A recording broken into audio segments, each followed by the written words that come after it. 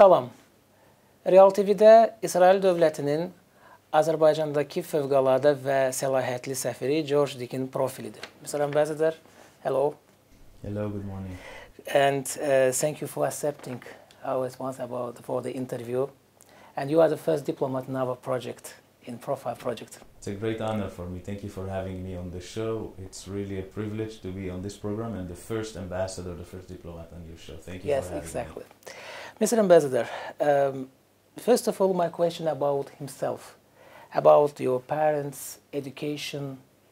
So, biography. I was born to my parents, Joseph and Nadia, in the city of Jaffa. We are an Israeli Arab Christian family, and I remember I grew up in the city, which is a mixed city. It has a lot of Arabs and a lot of Jews living together side by side in Israel. And I remember in my own building, for example, where I grew up, we were an Israeli Arab Christian family. Then next to us lived an Arab Muslim family. Above them lived a religious Jewish couple. And above us on the other side lived a Catholic priest. So we really lived together in one building, in one city, in harmony. And this is how I grew up. I have two sisters. I'm the eldest. I studied in the elementary school. I studied in private schools in Jaffa, the French school.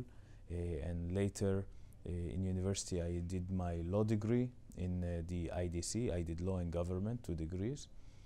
And I worked as a lawyer for a while. You are a lawyer? Yes, your profession is lawyer, yes? Yes. Okay. As I refer to myself, I say I'm a recovered lawyer.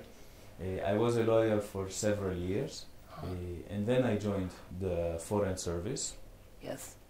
And I served, first year I was in Israel, and then I was in Nigeria as Deputy Ambassador for 3 years. And after Nigeria, I moved to Norway, to Oslo. I spent 3 more years there. And then I came back to work at the legal department of the Ministry of Foreign Affairs. And after that, I was accepted to do my master's degree in Georgetown University in Washington in international law. So I did my international law degree, my master's in Washington, in Georgetown. And then I came back.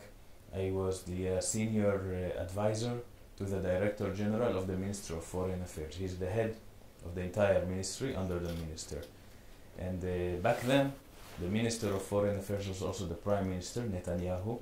Yeah. So I was privileged to spend a lot of time with Prime Minister Netanyahu, traveling with him for meetings around the world, from meetings in the White House, his speeches in the UN, to other places. In 2019, I began my posting in Azerbaijan. It's my first posting as an ambassador. Your first as ambassador? As ambassador, it's the first posting. And it's been 2 years, and I've been loving every moment of it. So, similarly between lawyer and diplomat for George Dick? The similarities between Similarity, because why you decide to become a diplomat? So what's the reason? There are a lot of similarities between the professions. The main one I would say is the ability to use words, use language to convey a message, to convince of a message and to understand other people. Because as a lawyer you deal with words, you deal with arguments, and the same you do as a diplomat. But frankly speaking, being a diplomat is much more interesting and much more exciting to me than being a lawyer. And you know how I became a diplomat? I was working as a lawyer, and I was good at what I did, but I didn't feel that I'm fulfilling myself, that it was enough. But I didn't know what to do, what else I could do. I'm a lawyer. So I was looking in my mind to what else I can do, not just being a lawyer in a law firm. I was working in a big law firm in Tel Aviv. Oh. I was looking sometimes in the newspaper, and one day I see in the newspaper an ad and saying the Ministry of Foreign Affairs is opening the new training program. If you want to join, send your CV to this email. Very interesting. Yes, and I've never met a diplomat in my life. I don't have diplomats in my family or in my neighborhood. But I said, okay, I don't know what it is, but it sounds interesting. So I sent my CV, and after 1 year of a lot of tests and interviews, etc., we were 3,000 candidates, and they chose 30. 1% of all the candidates were accepted, and I was lucky to be one of them. There is a Chinese proverb that says, when the student is ready, the teacher arrives. In a sense, I was ready. I didn't know for what, but I was ready, and then it came to me. And today, I may have joined by coincidence, but today I cannot imagine myself doing anything else.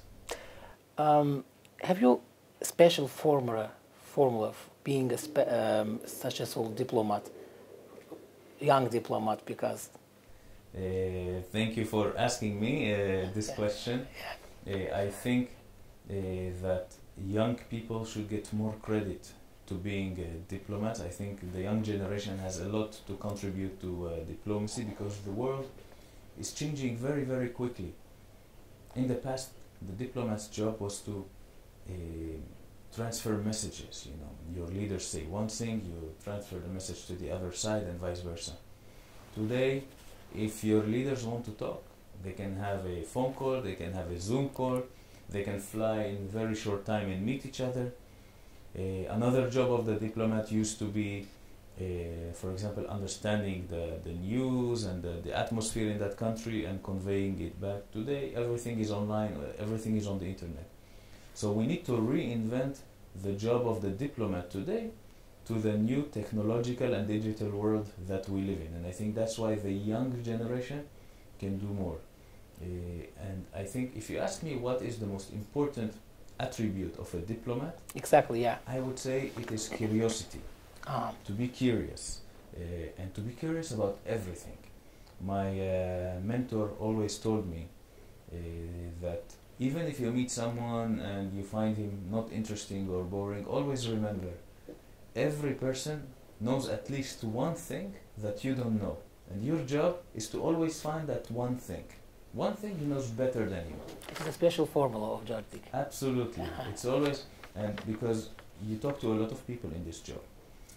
Some conversations are very interesting, others not always. But you need to remember, even when it's not interesting, there is something inside there that you don't know, and this guy or this person or this lady knows better than you.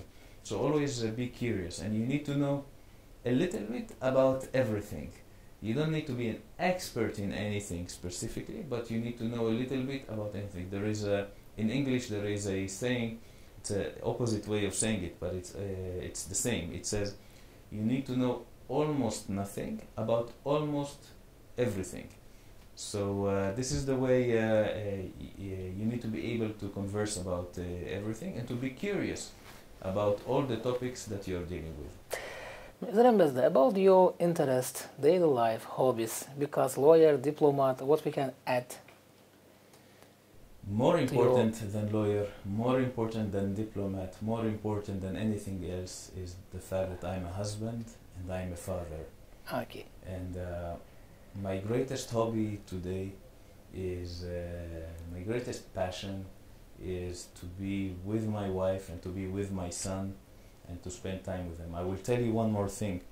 I got married 1 month before I came to Azerbaijan. Oh. So this is our first home. Baku is our first home to live together as a family. And my son was born when we were here. So Baku will forever be his first home of my son. First home. His first home. So this makes this city and this country very special to my heart, because it's not just a place of work, it's the place where my family was created in a way. So this is my greatest passion. In addition, of course, I love reading books. I have a big library home of books that I enjoyed reading.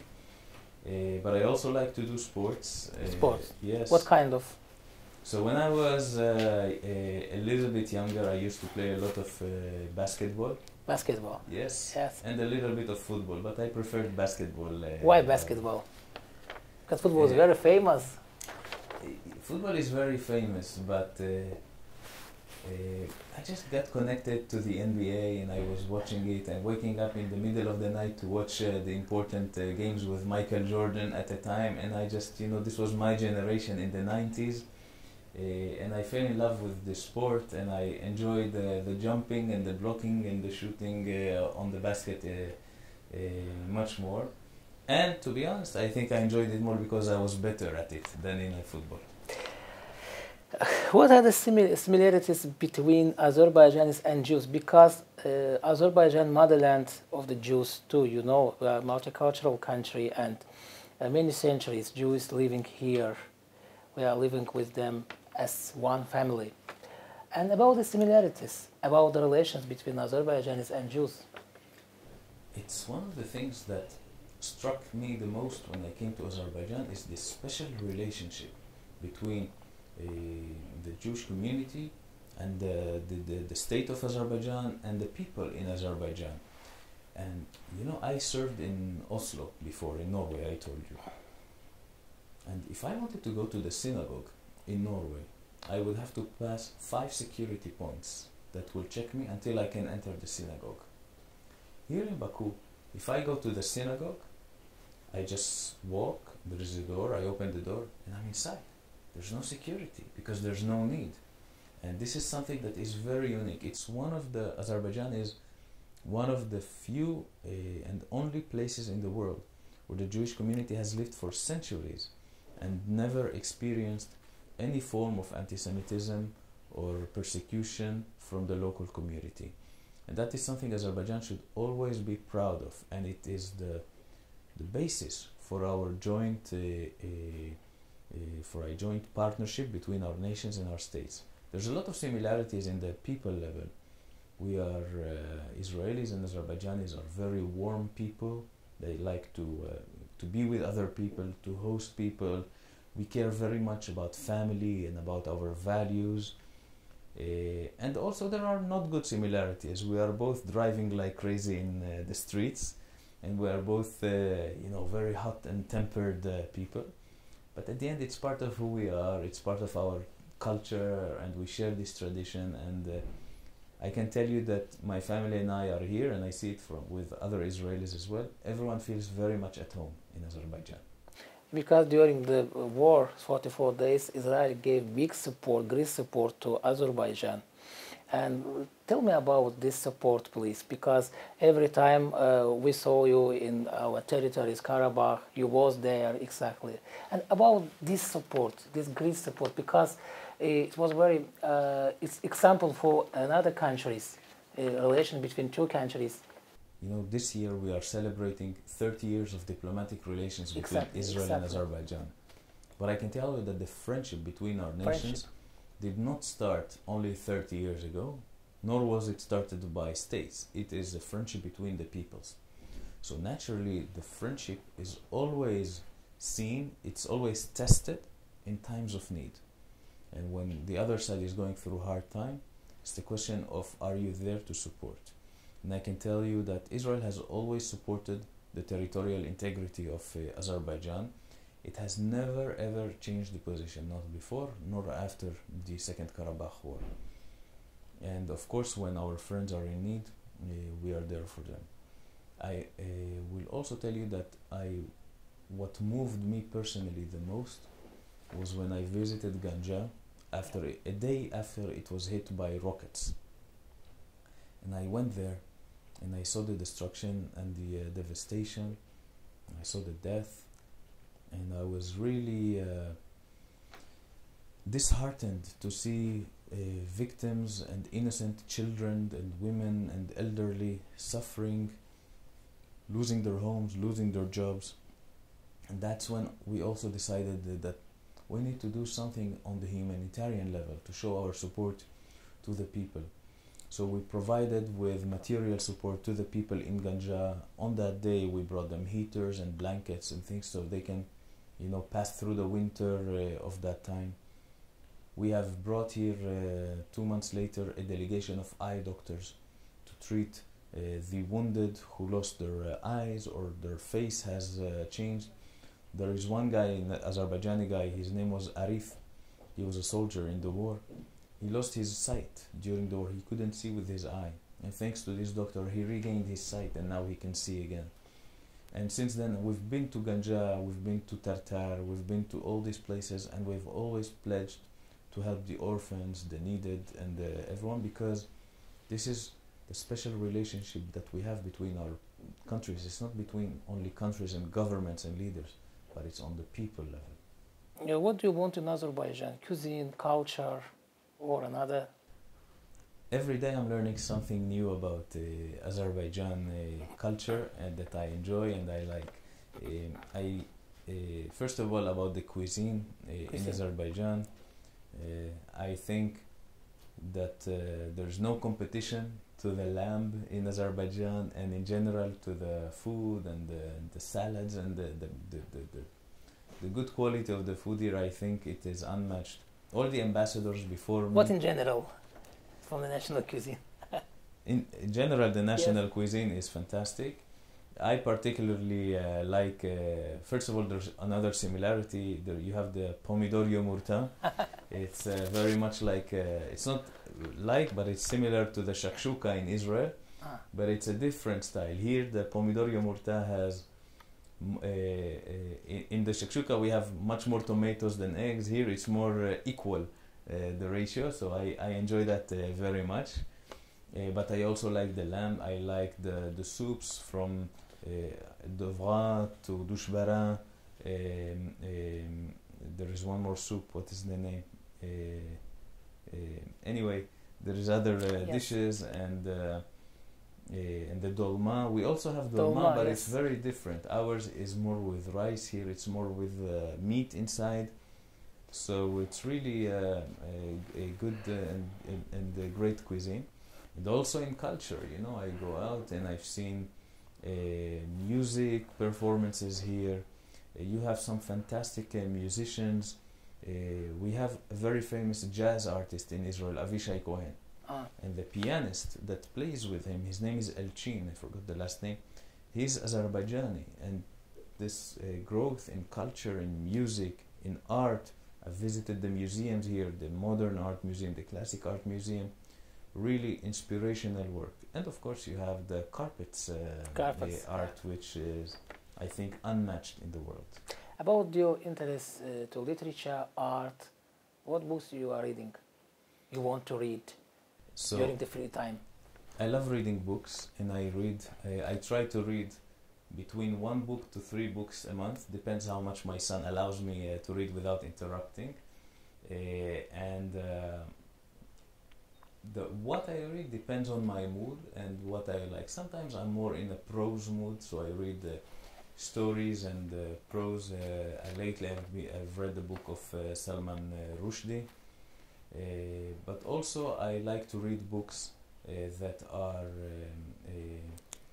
educational, about, for example, the future of technology, because I'm always very curious where the world is going now with the revolution in the virtual world and the metaverse and how social media is changing our lives. I'm reading a lot of books about that.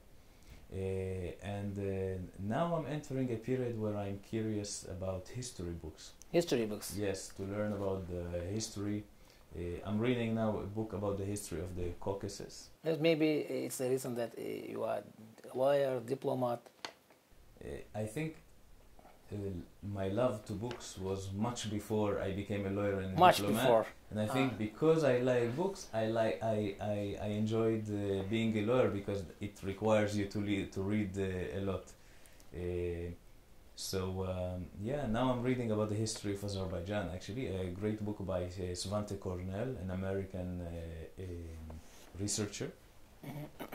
So this is what I'm reading right now, and I encourage everyone watching this to read at least 1 book every 2 months. I want to ask a question about one photo. You dressed as Santa Claus and gave gifts, presents to the children. It's a very famous picture in social network and many discussions about the idea, why you decided dressed as Santa Claus and go to the territory. It was in the Karabakh region, yes? It's shooted, or? As I said, for us as the Embassy of Israel, it's very important to do humanitarian projects and support the people. And we had the Santa Claus giving gifts to the children in Tartar and in Barda. And this was right now in December. And we found it very important to be there with the children and to make them feel the holidays in its fullness and all its glory and joy, including having a Santa Claus with gifts. But I have to break the news to you. It was not me in the Santa Claus costume. But everybody right there is the ambassador of Israel. I've heard some people writing it, and I'm sorry to say that, but it's not true. But I can tell you this, they gave me an idea for next year. Maybe I should put the costume and do it. Mr. Ambassador, thank you for interesting interview. It is honor for me and for our audience. My pleasure. Thank you so much. Thank you. Qeyd edək ki, Real TV-də İsrail dövlətinin Azərbaycandakı fövqəladə və səlahiyyətli səfiri George Dick'in profili idi. Salamat qalın.